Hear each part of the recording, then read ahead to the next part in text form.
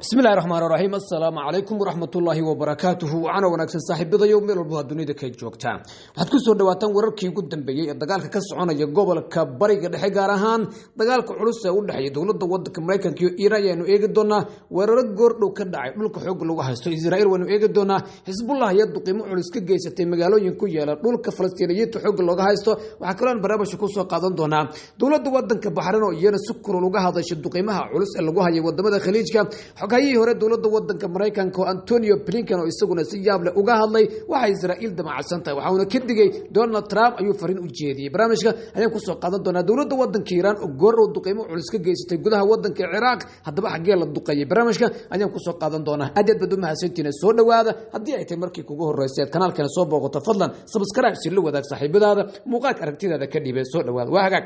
aan ku hormarno horta dawladda wadanka Iran ayaa goor duqeymo culus ka geysatay sida ay wariyeen sida uu warinayo telefishinka Al Jazeera mid ka mid ah raadaalada lagu tilmaamay inay jaajuusin ahaayeen oo ay dawladda wadanka Iran basaasayeen raadaaladan waxa la yiraahdaa waxa ay dawladda wadanka Iran sheegaysaa inay ku yaalaan gobolka Kurdistan la yiraahdo ee dhinaca iyo waqooyiga wadanka Iraq waxa lagu yiri war qoraal oo ka soo baxay ciidanka ilaalada kacaanka Jamhuuriyadda Islaamiga ee Iran dawladda Iran si gaar ah ciidanku waxa uu burburiyay mid ka mid ah raadaalada wax jaajuusa kuwaas oo yeelay ayaa lagu yiri markaasay gobolka Kurdistan la yiraahdo ee ku yaala waqooyiga wadanka Iraq gobolkaas waxa uu xuduud la leeyahay Jamhuuriyadda Islaamiga ee Iran sidaas waxa goordhow baahiyay markaas ciidanka ilaalada kacaanka wadanka Iran dhinaca kale duqeymo culus ayaa goordhow lagu qaaday dhinaca dhulka xoog lagu haysto xogaga reer Lebanon Hezbollah ayaa wariyay in duqeymo culus ay ku qaadeen magaalada Karshmona la yiraahdo ee ku taalla koonfurta wadanka Lebanon halkaas oo inta badan ay isku hor fadhiyaan ciidamada duulaanka ah ee maamulka gumeystaha Israa'iil iyo sidoo kale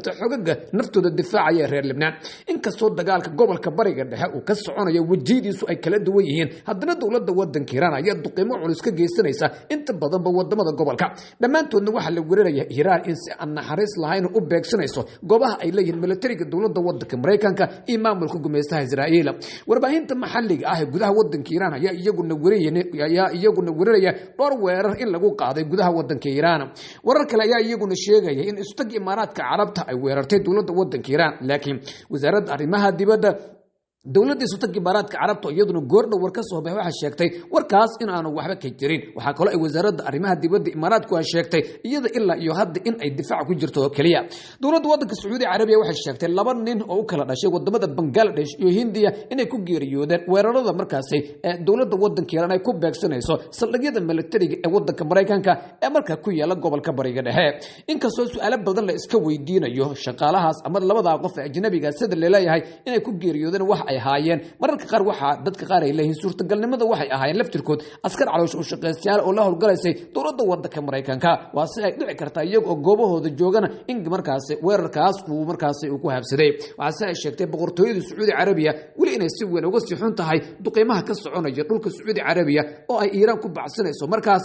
dawladda wadanka Mareykanka militarigooda iyo jaajuusinta Mossad ee xogaga gumeystaha dhinaca kale dawladda wadanka Bahrain ayaa iyadana goordhow duqeymo culus lagu qaaday wasaaradda arrimaha dibadda dawladda wadanka Bahrain ayaa iyagana si kulul u cambaaraysay weerarada dawladda wadanka Iran ay kaga argoosanayso Mareykanka iyo maamulka gumeystaha wadamada Carbeed ee gobolka ku yaala waxay muddo badan u nacamlayaan reer galbeedka iyo Mareykanka hadda xaalku waa ku liitaa inkastoo muddo 2 sano ah reer Gaza ay dhibaato culus ku jireen xaaladda dagaal ee magaalada Gaza ay ahayd mid aad u murugaysan iyagu si wanaagsan ayay ugu faraxsanayeen waliba wadanka Bahrain waxa la xasuusanayaa tirar 2 mar waxa marti gelisay markaas dadaal ka dhan ah weerar lagu qaado markaas iyo dagaaladii xilligaas ka sii socday magaalada Gaza dunida waa tu ilaahay yiri watirkal ayaamun daawal waxa beena naas maanta magaalooyinka waaweyn Arbeed ayaa holacaya waxay muddo badan dhaqaale ku raaxaystaan iyo hodheelo dhadhar laga dhisaaba maanta diryanka madaaficida iyo duqeymaha iyo diyaaradaha droniska ah ee dawladda wadanka Iran ayay dugsanayaan daarihii dhadheera ku yeelay Dubai iyo gobolka bariga dhexe intooda badan gaar ahaan khariijka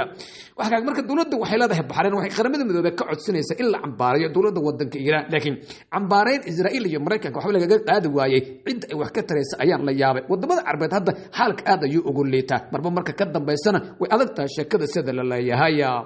waa hagaag dhinaca kale maamulka gumeystaha ayaa iyaguna goordhow waxa sheegeen in duqeynta ay sii wadayaan oo sidoo kale dawladda wadanka Iran kanaanka afhayeenka ciidanka maamulka gumeystaha dawladda wadanka Iran ayaa waxa uu sheegay in duqeynta culus ee markaas ay ka wadaan dawladda wadanka Iran ay si laba jibaari doonaan laakiin sidoo kale iyaguna afayeen sare oo hadlay ciidanka ilaalada kacaanka jamhuuriyadda islaamiga ee Iiraan ayaa isaguna wacd ku maray Mareykanka Israa'iil inaan gobolka bariga dhexe ku nasan doonin waxaana uu sheegay dagaalkan iyaga bilaabay laakiin wuxuu yiri joojintiisa mas'uuliyad annaga ayay naga saaratahay ayuu yiri waxaad moodaa ciidanka ilaalada kacaanka waliba si culus inay dagaalka u soo galiyeen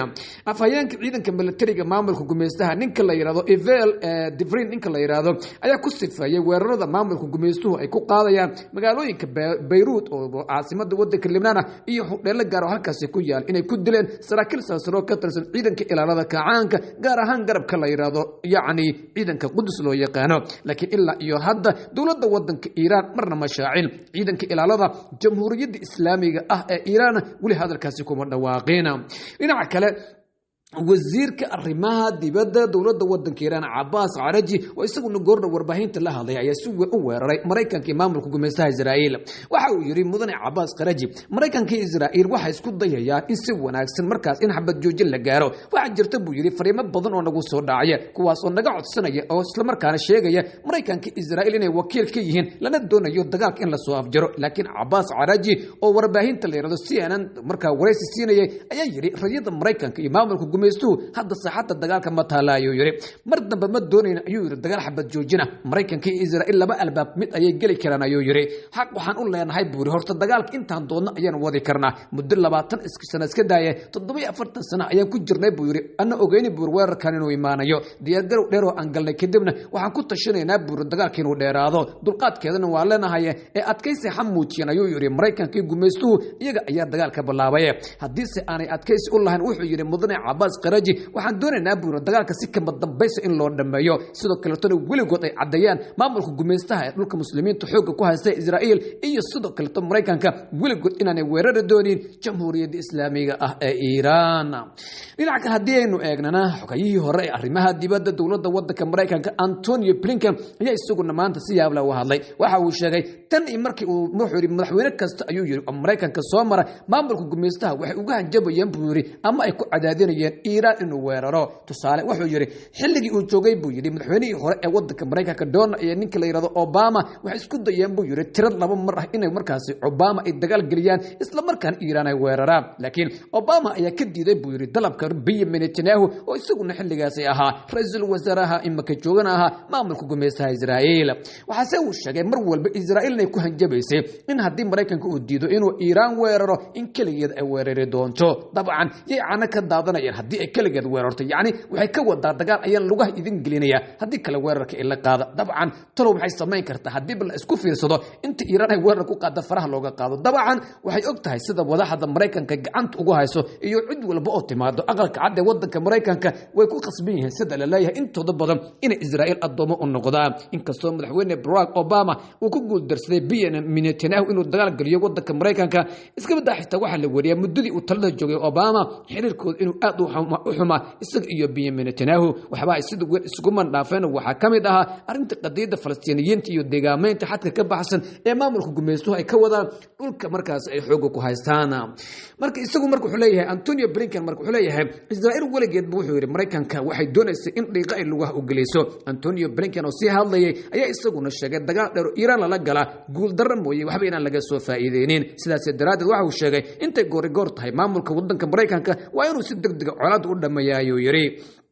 laakiin Antony Blinken qudhiisa ayaa kamid ahaa bahalladii shacabka Gaza si weyn u xasuuqay waxaaba la xasuusanaya iyadoo Antony Blinken ay dadka Mareykanka ku nool ay ku leeyihiin mudane Blinken intee caruur reer Gaza ayaa soo dashay waxaana la xasuusanaya ninkan wuxuu ahaa wasiirka arrimaha dibadda dawladda waddanka Mareykanka xilligii uu talada joogay Joe Biden waxaana la xasuusanaya inuu ahaa nin si aad u naxariis daran waxaana uu sheegay in mar walba dagaalkii magaalada Gaza ka soconayay iyagu ay barbardhac markaasi ama barbar taageerayeen Israa'iil isaga qudhiisa ayaa 7 Oktoobar 2023 markii xoogaga gubernimo doonka reer Falastiin ay weerarka ku qaadeen dhulka muslimiinta xoog looga haysto waxa uu sheegay inuu markaasi Tel Aviv yimid isaga oo leh waxaan idin yimid buri aniga oo nin Yahuudiya sidaas daraadeedna waxa la wariyay inuu waxa nin si weyn kaga dhaadhicin jiray carabti caloosha u shaqaystayaasha ahayd ee gobolka bariga dhexe joogtay isla markaana ku qalqaali jiray in la tirtiro markaasi magaalada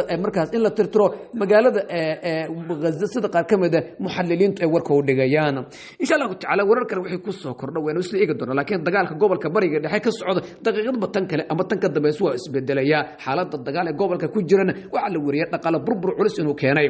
afhayeenka baarlamaanka wadanka Iiraan Maxamed Baqaari oo isaguna goordha warbaahinta la hadlay ayaa sheegay inaan suurtagal noqon doonin Iiraan kaligeed inay gobolka ku harqato shadaal dambe oo la soo saari doono iyo sidoo kale kheyraad dambe ma jiri doono ayuu yiri waxay dawladda wadanka Iiraan go'aan ku gaartay guud ahaanba in laga saaro gobolka bariga dhexe dawladda wadanka Mareykanka waana ka saartay Iiraan sida hadda muuqata saldhigyada Mareykanku ku lahaa gobolka bariga dhexe dhamaantood waa laga cararay waxa Iiraan duqeysay iyo sidoo kale waxay ka dhigtay waxay taa askartoodii inta laga daabulay gobolka ligaya wadamada khaliijka guryo filan loo kireeyay dalkina laga bedelay sidoo kale waxa jirta askar badan oo Amerikaan ah iyaguna dhintay kuwaas oo Mareykanka laga dajiyay goordhow waxaana la arkaya eheladooda oo si weyn u ooyaya laakiin dhinaca kale waxa xusid mudan Donald Trump hadda sida la leeyahay in kacdoon cusub gudaha wadanka Mareykanka uu ka wajahayo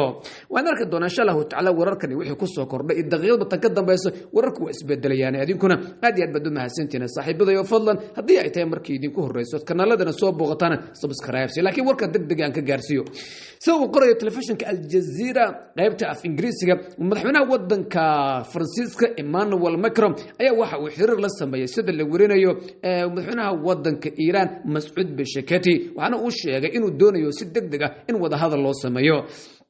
Emmanuel Macron ayaa sheegay in madaxweynaha wadanka Iiraan isagu ay ka wada hadleen dagaalkan maadaama gobolku halis galiyay in la dhameeyo laakiin waxaad moodaa Faransiiska la hadlayo Emmanuel Macron ka Faransiiska hogaaminaya ee la hadlayay madaxweynaha wadanka Iiraan Mas'ud Pezeshkian toddobaad ka hor waxa uu ogolaaday in saldhigyadu gobolka ku leeyahay ay ka soo duulaan diyaaradaha duulaanka gardarada xambaarsan ee dawladda wadanka Mareykanka dhinaca kale dawladda wadanka Iiraan waa iska la hadlaysaa waayo diblomaasiyad ayaa sida ku jirta oo telefoonadu waa la iska qabtaa waxaana uu sheegay in markaas Macron sidoo uu yiri kaya buu yiri xiriirka u dhaxeeya dawladda wadanka Faransiiska iyo Iiraan maxay xiriir la dhaxeynaya soo isagii hadda dagaalka dhinaca kaga jira sidoo kale madaxweyne Emmanuel Macron ayaa barta uu ku leeyahay X hore Twitter loo yiri wuxuu yiri Iiraan waa in sidoo kale buu yiri damaanad hesha oo xoriyad buuxda la socod hada hadalkan waa markii ugu horeysay oo hogaamiye reer galbeed uu ka soo yiri wuxuu yiri waxa waajib ah buu yiri Iiraan in la siiyo buu yiri xoriyad buuxda oo ku saabsan damaanadeeda iyo wada hadalkana sidaas lagu galo waxaan arintan kala hadlayaa buu yiri wadanka Turkiga ee Ruushka Mr Vladimir Putin waxaan moodaa gobolka si weyn hadda kacdo inuu uga jiro madaxweyne Emmanuel Macron waxa kale uu sheegay inuu kala hadlay arinta gobolka ee gacanka Hormuz la yiraahdo Iiraan Hormuz waxay u fasaxdaa maraakibta shidaalka u wada Mareykanka iyo Shiinaha iyo Kuuriyada Waqooyi waaba hadii ay jiraan laakiin wadamada reer galbeed halkaas dhibaato culus ayaa ka soo gaartay madaxweynaha wadanka Faransiiska Emmanuel Macron ayaa intii dagaalku soconayay door mar waxa uu meel kaga dhacay dawladda wadanka Iiraan hasa ahaatee joojinta dagaalka ka soconaya gobolka bariga dhexe telefoon waa la iska qaban karaa waxa si aad moodaa madaxweyne Emmanuel Macron inuu markaas u xaqlinayo dhinaca imaamka gumeystaha Israa'iil lana ku yiri toddobaadka soo socda oo kaliya hadduu dagaalka soo socdo ma wadi karno marka laba mid bay noqonaysaa in la jabsado iyo in dagaalka la ka joojiyo su'aaya markaas Iiraan ee Israa'iil iyo Mareykanka dagaal kuma jiri karaan nabadna ma xijisan karaan marka war kale oo degdeg ah isaguna hadda telefishinka Al Jazeera qaybta af Ingiriiska saaran wuxuu leeyahay laba diyaaradood oo drone ayaa lagu soo roday dhinaca waqooyiga wadanka Sacuudi Carabiya sidaasina waxa hadda warinaya wasaaradda difaaca ee dawladda boqortooyada Sacuudi Carabiya waxa wararkani wixii ku soo kordhay waan idin la wadaagi doonaa saaxiibadayow aad u mahadsantihiin dib inta aan u kulmo doona mar kale nabadgelyo